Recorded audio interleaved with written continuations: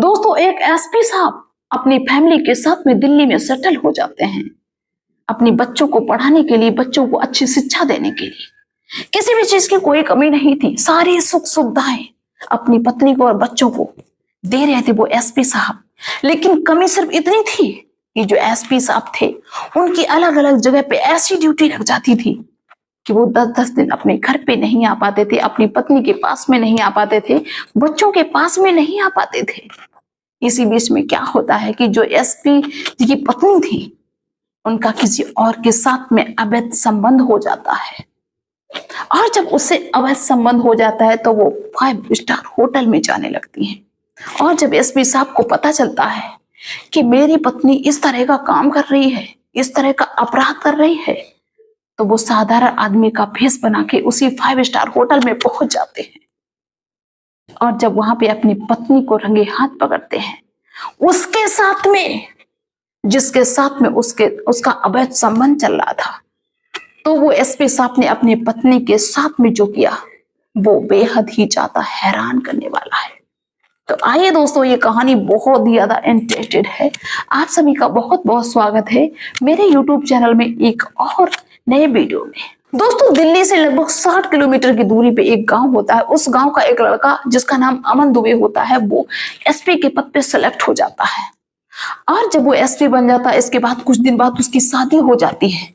जिस लड़की से शादी होती है वो दिखने में बहुत सुंदर थी, उसका नाम अमृता होता है। क्या होता है कि इनका 2 साल बाद एक बेटा हो जाता है। जब बेटा हो गया, इसके बाद में एसपी अमन दुबे ये सोचते हैं कि चलो अब अपनी फैमिली को दिल्ली में कहीं अच्छी जगह पे सेटल करते हैं।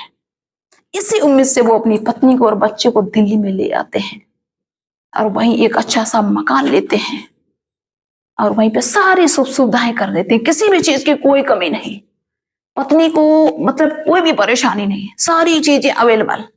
और जो नौकर चाकर भी लगा दिए कि भाई कोई दिक्कत हो तुरंत बताना, हर चीज वहीं पे पहुंच जाएगी।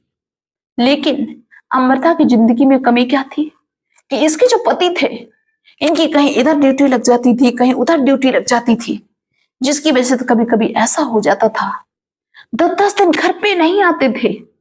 अमृता को अकेलापन सताता था। लेकिन दोस्तों, अमृता का यही अकेलापन इसको एक गलत रास्ते पे चलने के लिए मजबूर कर देता है। इस अमृता का किसी और के साथ में अवैध चक्कर चलने लगता है, अवैध संबंध हो जाता है, क्योंकि इसके पति से इसकी दूरियां रहती थी। लेकिन इसके पति को यह नहीं पता था कि मेरी पत्नी क्या खेल खेल रही है। जब अमृता को पता रहता था कि मेरा पति घर पे नहीं है, तो अक्सर उस पुरुष को ये बुलाती रहती थी। लेकिन कुछ जो नौकर वगैरह थे, जो सिक्योरिटी वगैरह थी, उनको कुछ इस बात की जब भनक होती है तो वो इसका विरोध करते हैं। तो अब अमृता को लगता है कि हमें लगता है कि ये सब जानने लगे हैं, ये कहे ना दी मेरे पति से। तो फिर ये प्लान बनाती है कि अब से हम होटल में मिला करेंगे, 5 स्टार होटल में मिला करेंगे। दोस्तों, ये ऐसे ही मिलने लगते हैं और दिन रात वो अमृता उस अपने जिससे उसका अवैध संबंध चलता था उससे बात करती है फोन पे। लेकिन जब अमन का फोन आता है एसपी साहब का, तो ये अक्सर बहाने मार देती है, हम ये कर रहे हैं, हम ये बच्चे के साथ में, बच्चे ने ये कर दिया, ऐसे वैसे। मम्मी से बात कर रही थी, मतलब अगर ये फोन में बिजी रहती है तो ये फिर बता देती दुनिया भर की, इससे बात कर रहे, उससे बात कर रहे। अगर बिजी नहीं फोन पे है तो ये फिर और काम, मतलब एसपी अमन दुबे को ये मतलब चला देती थी कि अभी मेरे पास टाइम नहीं है। तो भाई अमन दुबे को भी लगता है कि हो सकता है बच्चा है छोटा, ना टाइम हो। ऐसे दोस्तों समय कटता रहा और ये अपनी आयासियां बढ़ाती रही। उधर जो उसका जिससे अवैध संबंध चलता था, वो जब 5 स्टार होटल में जाता तो देखता कि यहाँ पे बहुत सारी लड़कियां आती हैं, यहाँ तो पैसा कमाना बड़ा आसान है। तो वो पता है क्या करता है, वो इसके साथ में खेल खेलने लगता है, इस अमृता के साथ में। इससे ही कहता है कि मेरे पास, मुझे इस समस्या में हम फंसे हुए हैं, मुझे इतने पैसों की जरूरत है, तुम ऐसा करो मुझे इतने पैसे दे दो। तो अमृता कहती है कि मेरे पास इतना पैसा कहाँ है, हम इतना पैसा तुम्हें कहाँ से दें। तो वो जिससे अवैध संबंध चल रहा था वो इसको एडवाइस देता है कि तुम 5 स्टार होटल में जाओ और वहां पे ऐसे ऐसे लड़कियां सब होती हैं, थोड़ी थोड़ी देर के लिए बहुत पैसा मिल जाता है। दोस्तों, जो अमृता थी ना, उसका पति एसपी, लेकिन दूसरे के चक्कर में वो ऐसी पगलानी, इतनी पागल थी, इतनी बेवकूफ हो गई कि उसको सही गलत में कोई फर्क नहीं नजर आने लगा। वो उस 5 स्टार होटल में जाने लगी और वहां से जो पैसा उसको मिलता वो उसको देने लगी, जिससे उसका अवैध संबंध चलता था। अब ये दोनों गलत रास्ते पे, वो इससे पैसे खींच रहा और ये उसी दलदल में फंसी हुई। जब अमृता ये देखती कि यहां से तो पैसा कमाना बड़ा आसान है, तो उसको भी लालच हो जाता है, वहां से पैसे कमाती और उसके साथ में खूब उड़ाती, उसको देती। लेकिन दोस्तों, कहते हैं ना कि जो गलत काम होता है वो ज्यादा दिन तक नहीं टिकता है। उसके पति को इस चीज की भनक पड़ जाती है। उसके पति ने अपनी पत्नी से ना तो कुछ पूछा, ना तो कुछ कहा, कुछ भी नहीं कहा, उसको एहसास तक नहीं होने दिया।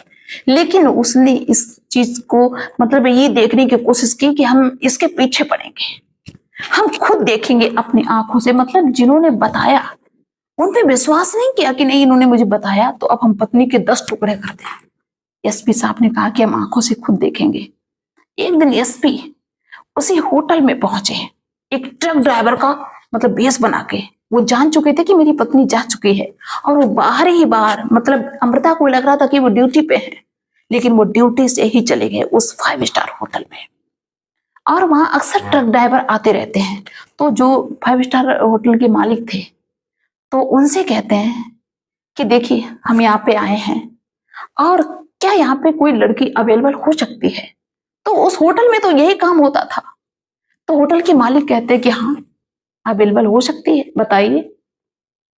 तो वो एसपी साहब कहते हैं कि पैसे क्या रहेंगे।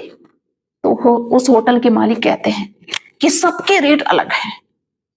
तो एसपी साहब कहते हैं बेस बनाए हुए हैं, मतलब साफा भी बांधे हुए हैं, पुराने फटे कपड़े पहने हुए, मतलब ऐसा लगे कि ये सच में ड्राइवर है।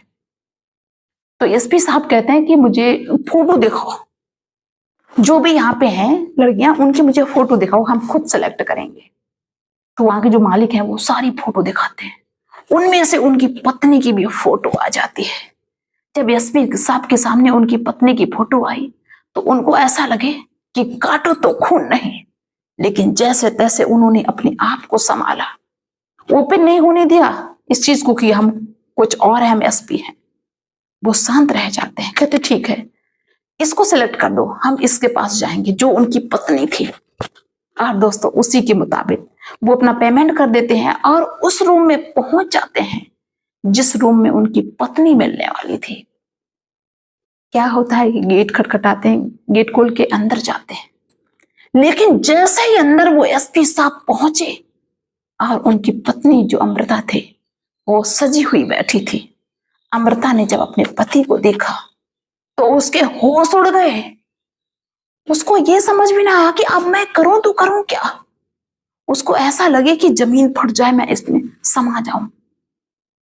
दोस्तों एसपी साहब जब उसके सामने पहुंचते हैं तो कहते हैं कि पहले मुझे ये बताओ, मुझे कहना तुमसे कुछ नहीं है, ना तुम यहाँ पे लड़ाई करने आए ना झगड़ा करने आए, तो मुझे ये बताओ कि तुमने ऐसा क्यों किया। ऐसी मैंने कौन सी कमी रखी थी जिसकी वजह से तुमने मेरा नाम डुबो दिया। दोस्तों अमृता के मुंह से एक शब्द नहीं निकल रहा है, स्तब्ध खड़ी है, लगता है कि पत्थर की हो गई। क्योंकि जब किसी के सामने ऐसा समय आ जाता है ना तो क्या बोलेगा, कुछ भी नहीं बोल पा रही है।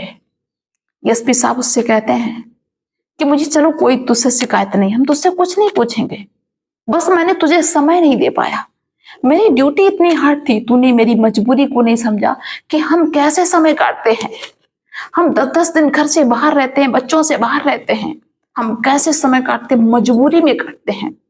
आज तूने मेरी मजबूरी का ये फायदा उठाया, तूने ये गुल खिला दिया, सर झुकाए बैठी है, नहीं बोलने की हिम्मत पड़ रही है। इसके बाद में एसपी साहब ये भी जानते थे कि इसका अवैध संबंध किसी के साथ में चल रहा है। एसपी साहब कहते हैं कि तू उसको फोन कर जिससे तेरा अवैध संबंध चल रहा है। उससे पिटा जाती है कि कैसे हम फोन करें। एसपी साहब कहते हैं कि बिल्कुल भी उसको एहसास नहीं होना चाहिए कि तेरा पति तेरे सामने खड़ा हुआ है, उसको बुला, इसी वक्त बुला, जैसे भी वो आए वैसे उसको बुला। तो वो अमृता जो थी वो बुलाती है, उसको फोन करती है और कहती है कि तुम इसी वक्त आ जाओ।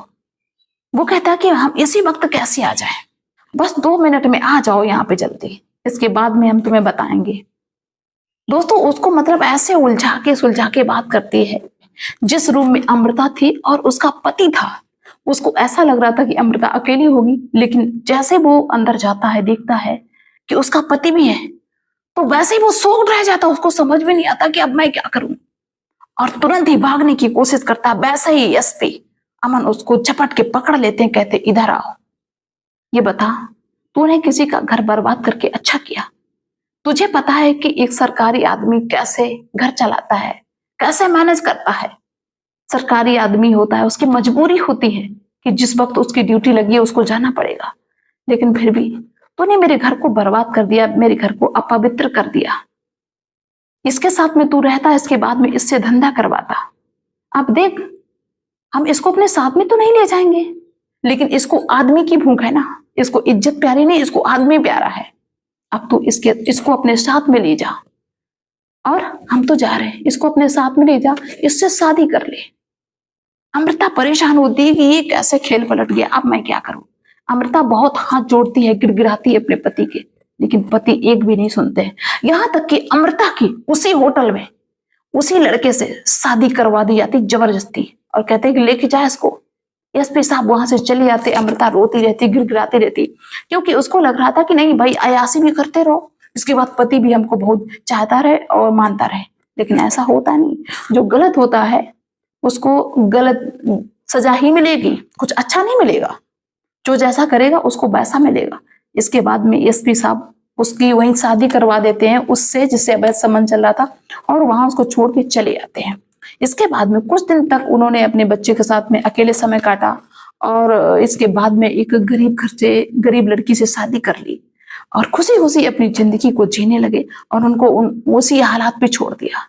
तो भाई मेरे, सबसे बड़ी बात इस कहानी में ये है कि महिलाओं को सोचना चाहिए कि अगर मेरा पति मुझे टाइम नहीं दे पा रहा है तो उनकी मजबूरी होगी, और दूसरा कितना भी अच्छा हो, लेकिन जो जैसा अपना पति हो सकता है वैसा कोई नहीं हो सकता है। इस चीज को समझो, क्योंकि बाहर वाला जो होता है ना, कुछ दिन ही खुश रखेगा, इसके बाद में दर दर भटका देगा, और भटका देता है। इसलिए हर कदम सोच समझ के चलिए। और आप सभी लोग कमेंट्स करिए, क्या एसपी साहब ने अच्छा किया या गलत किया, आप सभी की क्या राय है। और जो लोग मुझे पहली बार देख रहे हैं उन सबसे कहना है कि अगर आप पहली बार मुझे देख रहे हो तो मेरे चैनल को सब्सक्राइब कर लेना, ताकि जब भी हम कोई नया वीडियो अपलोड करें तो वो सबसे पहले आप तक पहुंचे। चलिए दोस्तों, मिलते हैं फिर नेक्स्ट वीडियो में नेक्स्ट डे, तब तक के लिए बाय सभी को।